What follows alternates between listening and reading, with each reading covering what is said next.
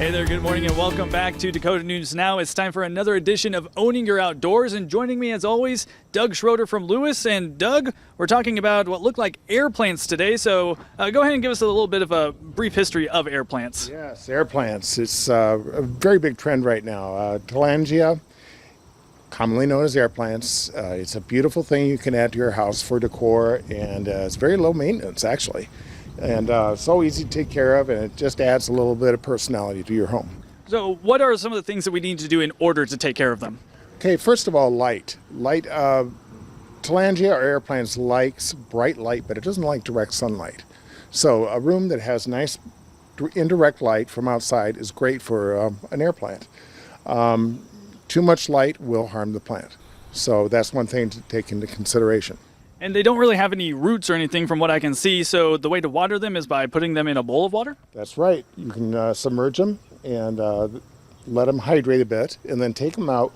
When you take them out, you want to shake off the water and then place them in a way that their root system, this bottom part, can dry out.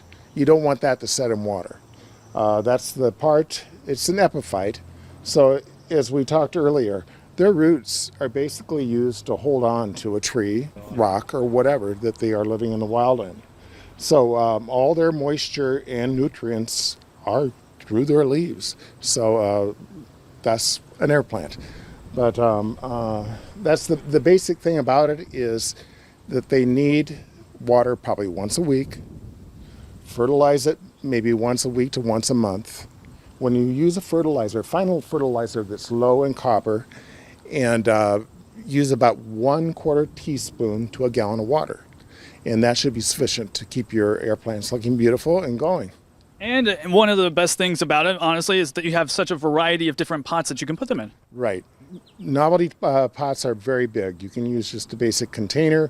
You can even use some rocks and just put them right in there. As long as it's a dry situation for them to set into, they'll be quite happy. The one thing I do love about air plants is look at the difference in colors that you can get in them and textures. There are so many different varieties of them, and you can really have a lot of fun. And I wanted to point out one other thing today. We have a couple of them blooming here. Some beautiful pink blooms on a couple of them, and that's pretty common. Air plants will either bloom for a couple days or up to a year. Add a little bit of color, add a little variety to the room.